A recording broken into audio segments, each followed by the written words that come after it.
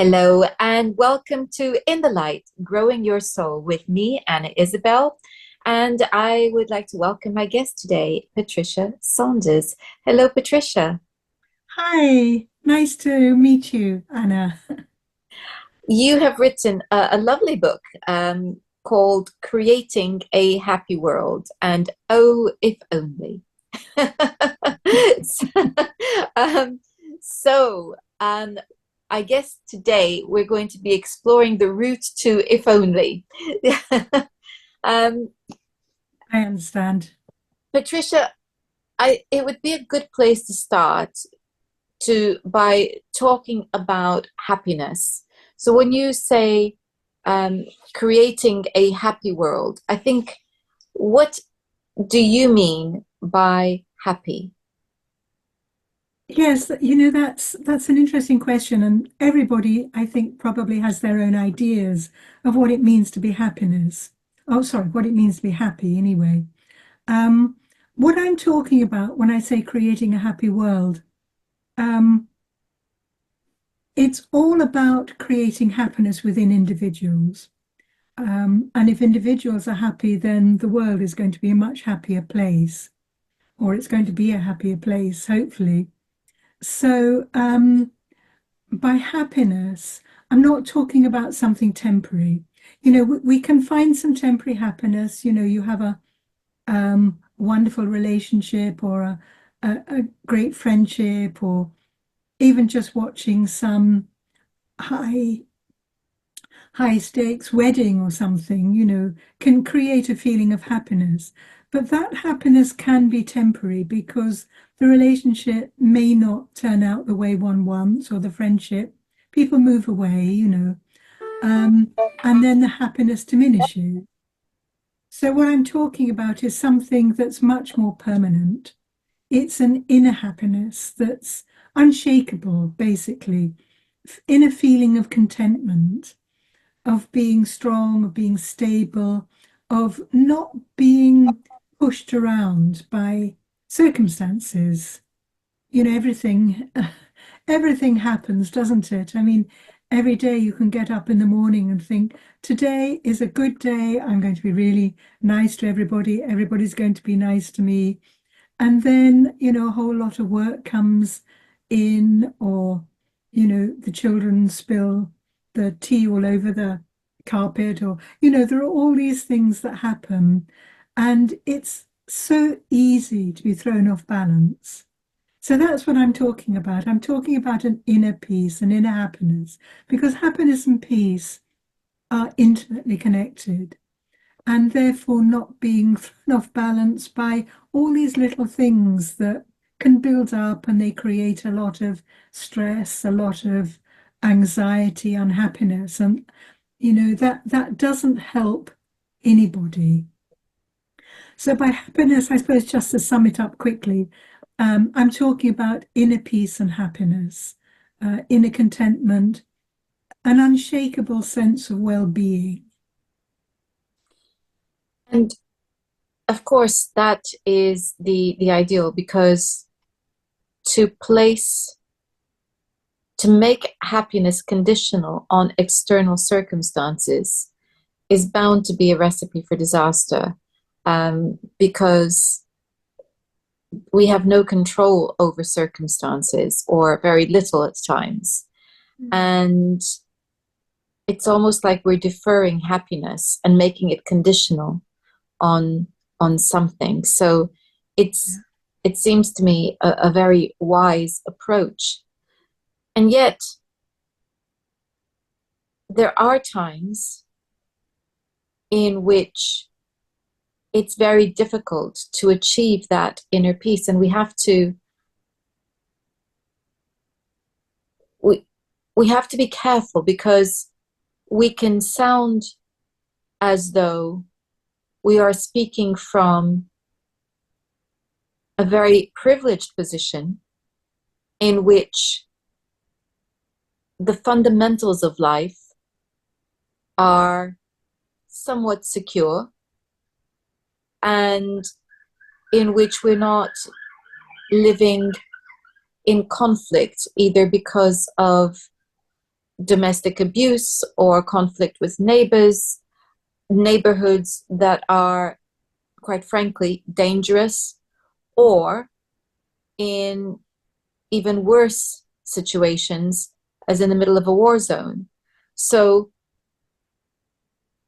it can sound as though it's easy to say happiness begins with inner peace when we're talking about living in a stable, peaceful society where what gets in the way is hankering for material stuff. But what happens when we are in these extremely challenging situations? Yes, thank you, Anna. I mean, that's a very deep question, and it's a very important question. Um, I can answer it on different levels. Um, just coming back to your original question, I mean, most people probably think of being happy as a contented feeling, an uplifting sensation, um, something that brings a kind of satisfaction or fulfillment to their lives. And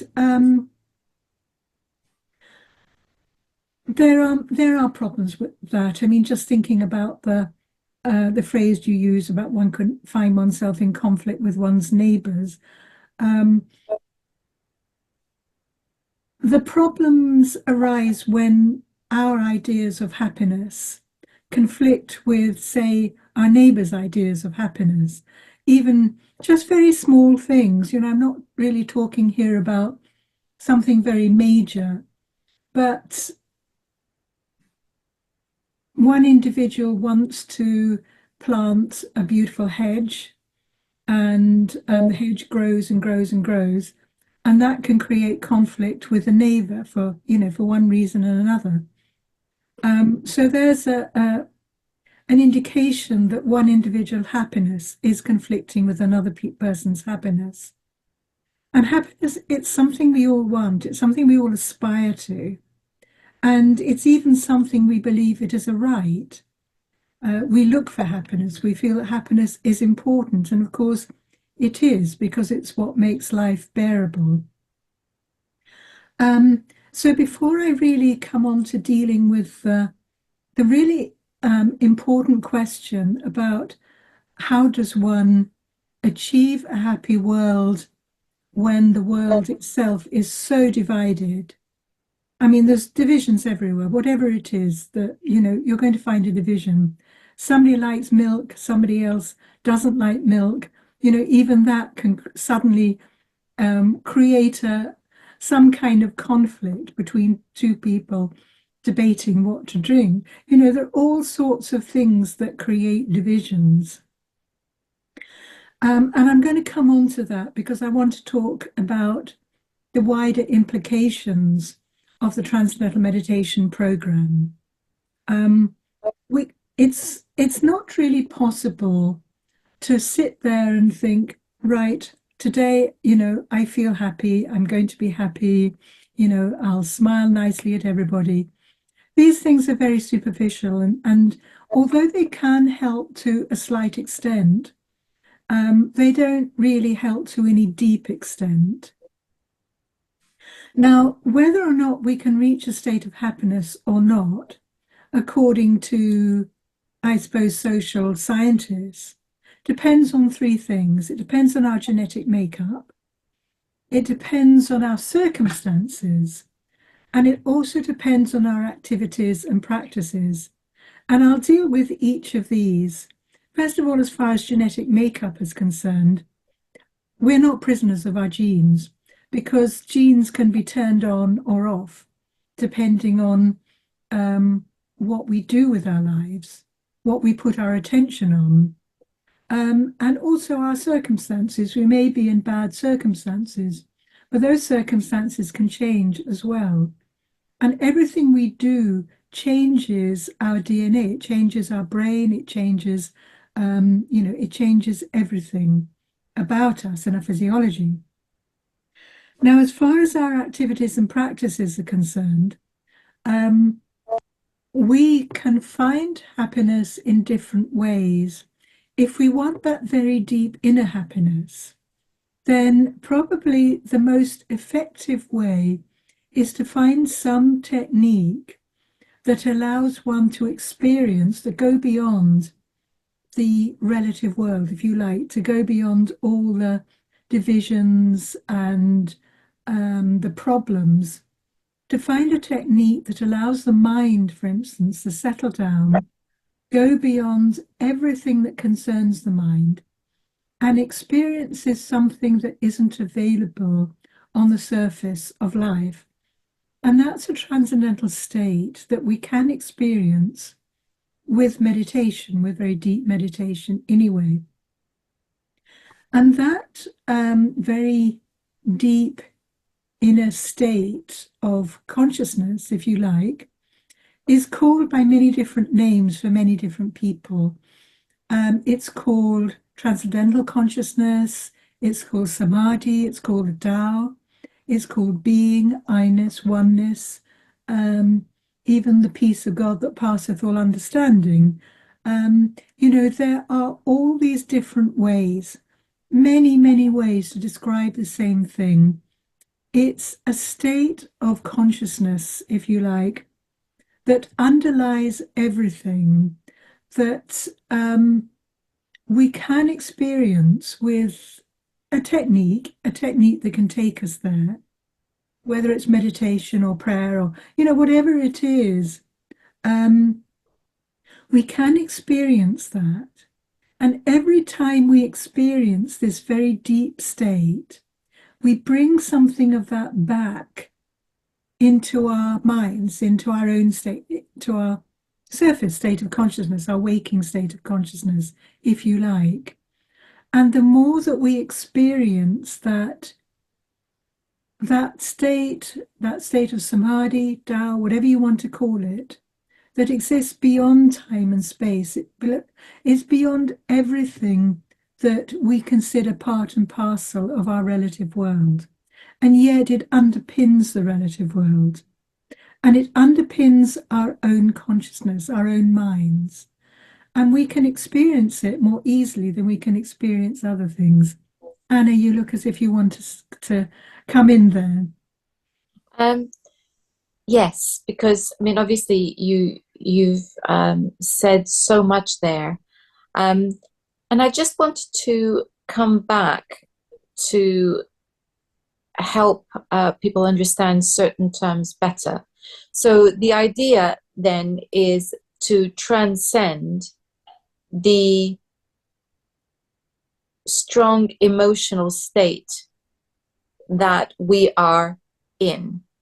So it's so that no matter how anxious we might feel about circumstances, we have a tool by which we can transcend that state in order to calm ourselves and be at peace, which then helps us to deal with very challenging situations more calmly and better.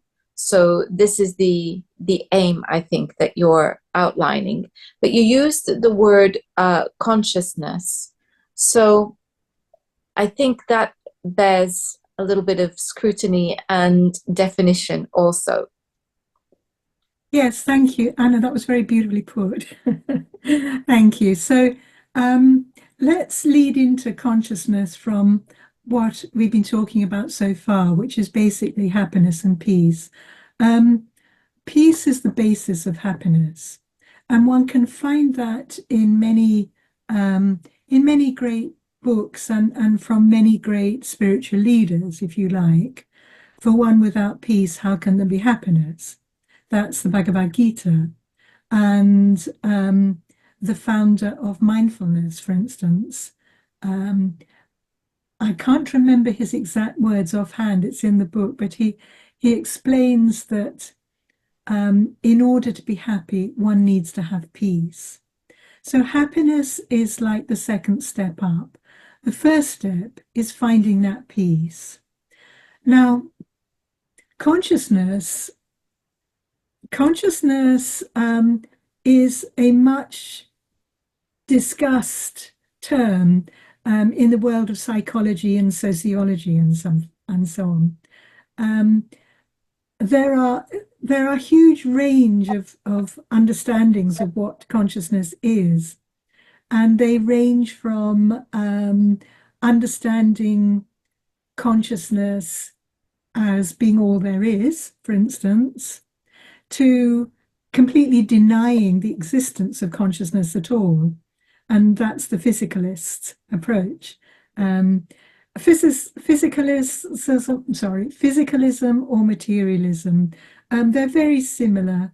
And people who subscribe to that, and to be absolutely frank, many psychologists and scientists and so on do subscribe to that. They see consciousness, if it emerges at all, as arising as a result of processes within the brain, for instance. And you can read books and books and books about how this happens and that produces consciousness. And that cannot explain how everybody experiences emotions, colors, scenery, movies, books differently. One can take one color, for instance, that beautiful yellow that's actually behind you, and everybody's going to experience that in a slightly different way. But according to the physicalists, if one takes that to its ultimate degree, we shouldn't be experiencing that differently. In fact, many would say we're hardly experiencing that at all. But of course, we do experience it. And that shows that there is a problem with the materialist and physicalist perspective on reality. Now, on the other extreme, one has the concept that consciousness is all there is, and that ultimately everything is an expression of consciousness. The brain does not produce consciousness. Consciousness produces the brain. And everything, and of course, there's all the ideas and so on in between. So whatever one believes, the one advantage of understanding consciousness as being that which generates the whole of reality rather than the other way round is that it does allow for the fact that we all experience life differently. I mean, babies develop in a specific way. Doctors can predict exactly how a baby is going to be in so many weeks, so many months, and so on. But no child is the same.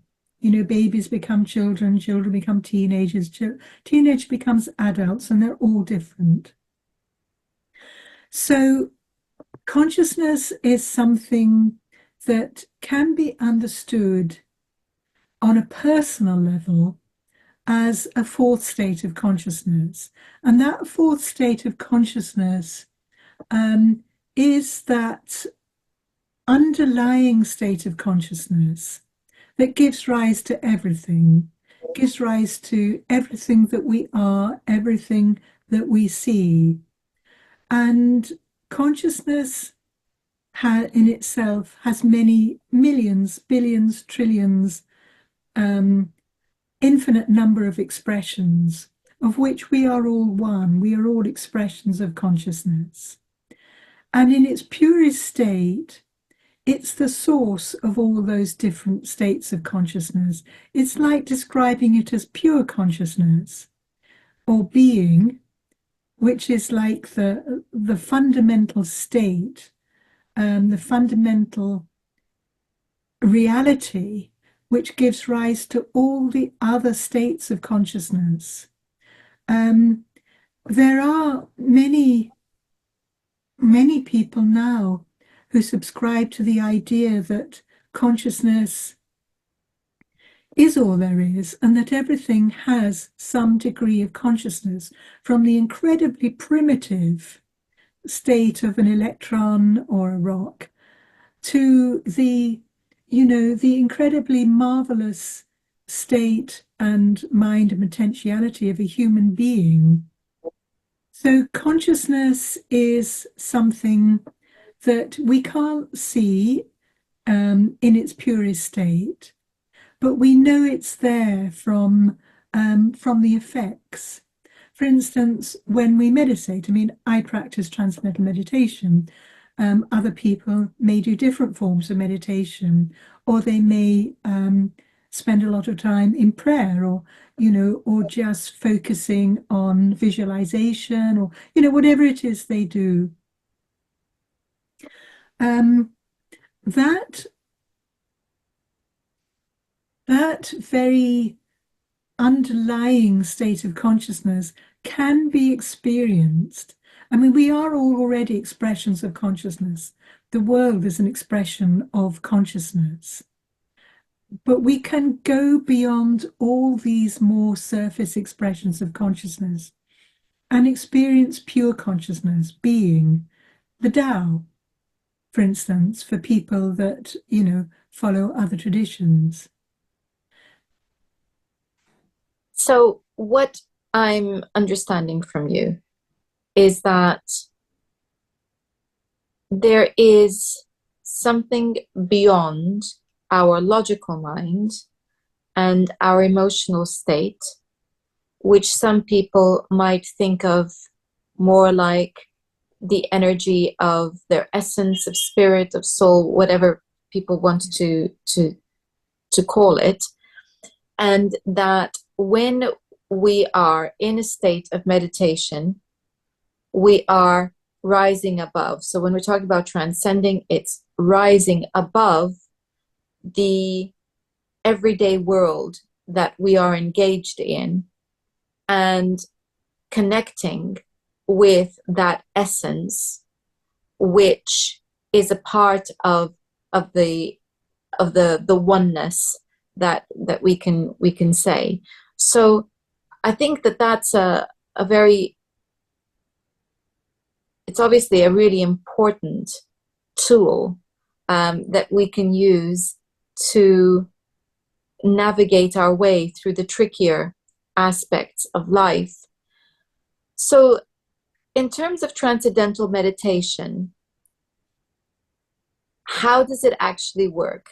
How can we begin to move towards that particular discipline of meditation? Okay, thank you, Anna. I mean, I'm talking about transcendental meditation because it's the meditation practice I do. I know I've practiced it for years and I teach it as well. All right. Um, I teach it less nowadays because I'm more focused on the wider aspects of transcendental meditation. But I mean, one takes a course in order to do it. You go to a center and you do a proper course in order to learn it. But basically, it's a very simple mental technique that's practiced silently with the eyes closed and sitting in any comfortable position. Um, it's not mindfulness, it's not breathing, concentration, trying to clear your mind. It's a mantra technique, and it allows the mantra is a tool, if you like, that allows the active thinking mind to settle inward to experience that pure consciousness that we've been talking about, the transcendent. And that's an experience beyond all other experiences. It's beyond the mind, beyond the senses. One just goes beyond everything that's part of the relative world, all the changing phenomena that our thoughts change, the world changes, our emotions change. We go beyond all that and just experience that as a fourth state of consciousness. As I said, it can be described in different ways for different traditions. But basically, it's a state of underlying unity, underlying oneness, many people describe it as being, for instance, just being, pure being. And because we experience that, as I think you said, every time we come back into our everyday lives, we meditate, we experience that pure consciousness, that being, samadhi, Tao, whatever. We come back into our everyday lives, bringing something of that back with us. And over time, it's not an overnight thing. I mean, one can experience some benefit straight away, but that builds up and builds up and builds up until one day we find that whatever we're doing, that oneness, that being, that unified state of consciousness has become a permanent state of our own consciousness, our own minds and bodies. You know, listening to you, and something's occurred to me that hadn't occurred to me before, but I really like this idea that's just come in. It's a little bit like, okay, here we are, spirit, we incarnate, and we get lost in the story of everyday life, and we forget who we are and where we come from. But when we develop the ability to meditate, what we are giving ourselves the opportunity is to nip back home, have a little bit of a reminder of what it's like to be with the one, with nature, with the nature of consciousness, and come back refreshed, going, okay, maybe I can do this. And then if we do it regularly, we're constantly going home and acquiring the natural ability that we have as spirit to handle the challenges that this world presents. And that's not something that I hadn't thought of it like that before, but listening to you made me think of that. And I really like that. I think most people like it, and it's something that most people, want, whether they realize or not. I mean, there's an instinct in human beings. I mean, we go away on holiday, for instance, there's that feeling of wanting to maybe be with nature, whether it's staring at the ocean, that symbol of infinity, if you like, the ocean, or whether it's just being in beautiful mountains or beautiful scenery. There's that need for a human being, that inner sense that we need to do that. And we need to do that, more often than not, as it were. And that's what I'm talking about. And that's what you express so beautifully, actually, is just that ability to go home, experience what that means, that very peaceful inner bliss, and then bring that back into our everyday life. You Um, know, absolutely. And, it's what's making me, what I'm thinking about now is, as you say, that this is a very natural desire because life is very intense. And at times it gets extremely intense. And we need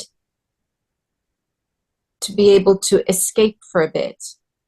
This is the reason why there is a plethora of different addictions that people are experiencing, and why addiction is so difficult to overcome. It's because of that desire to escape from ourselves, to escape from the intensity of emotion, to escape from situations. And if we only understood that rather than escaping, what we need to do is take a break, and then we can come back to it. and that will help us to regulate the intensity of our emotions so that they're not so overwhelming. I think we wouldn't have the true epidemic that we have of mental health issues. Yes, absolutely. I mean that I'm sure that's correct. Um,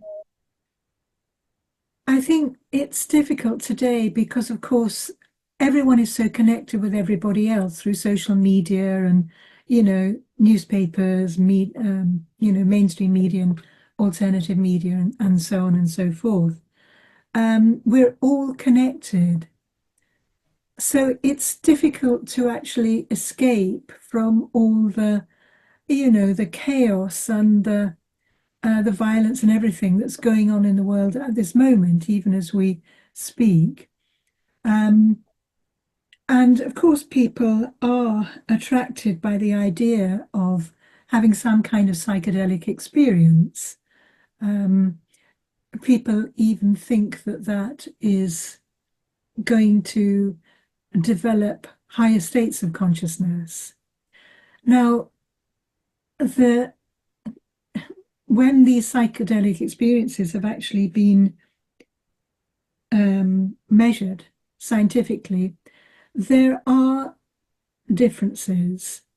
For instance, blood flow, for instance, with psychedelic experiences, then blood flow decreases in all or most of the brain areas. Whereas with transcendental experience, there's an increased blood flow to, the frontal association areas of the brain and so on. And with psychedelic experience, there's an intense emotional and cognitive content, maybe. Transcendental experiences, silence, inner stability, and a feeling of wholeness. I mean, these things are there. And it's people can obviously do what they like, but I think there needs to be a lot more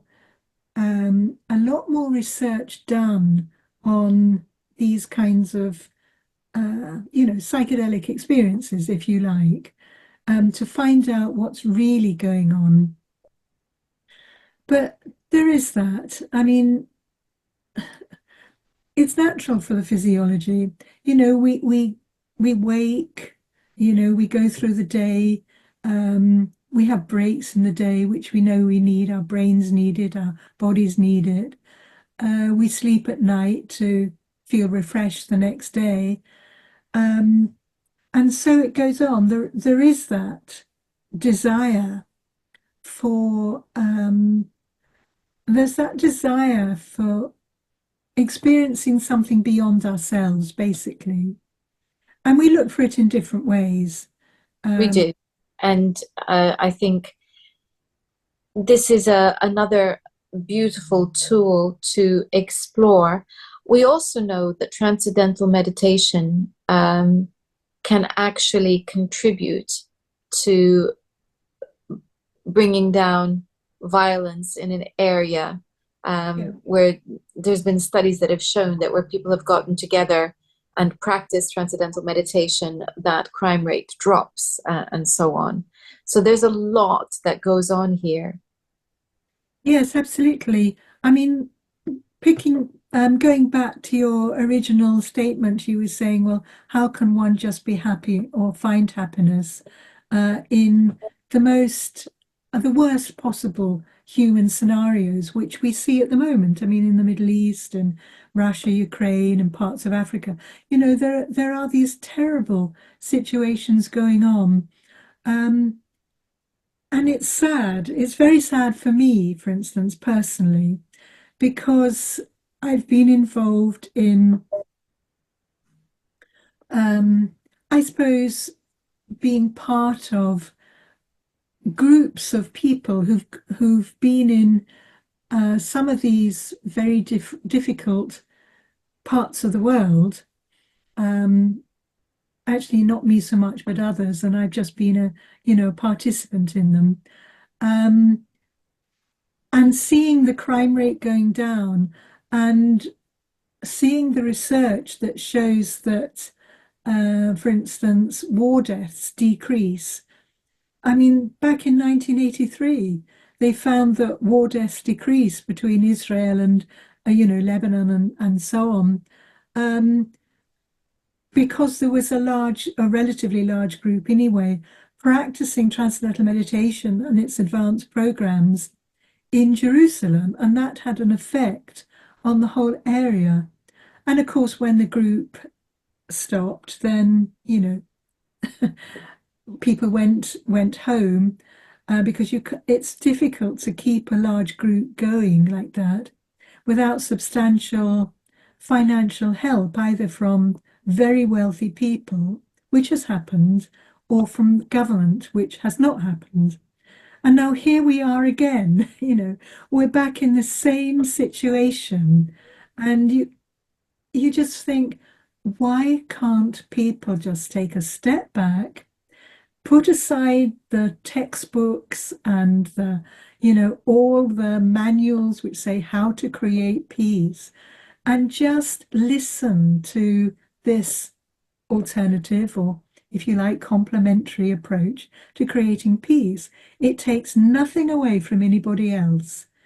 It just creates a platform in the world whereby, if you like, the whole atmosphere softens.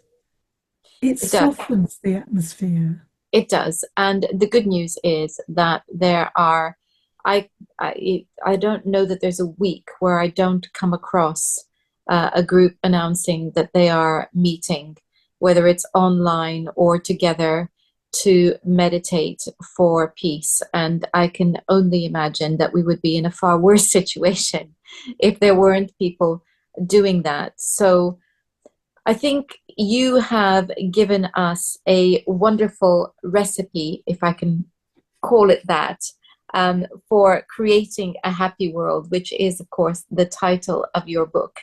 And so, for those who are interested, I will be putting a link in the description box. And Patricia, how do people find you if they want to learn more about what you do or join you in some way? Um, well, I think, first of all, um, if they read the book, that will give them, some idea of what I'm really talking about. Um, and if they want to, if they decide they want to learn transcendental meditation, for instance, then there's a website, tm.org.